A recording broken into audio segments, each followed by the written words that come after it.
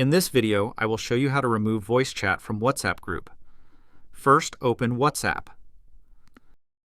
Select the WhatsApp group from which you want to remove the voice chat. Press and hold the voice chat message you want to delete. You will see a trash icon at the top. Tap on the delete icon. A few options will pop up.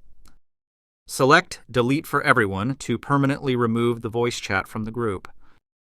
Tap OK. If you want to delete the voice chat just for yourself, then select the Delete for Me option.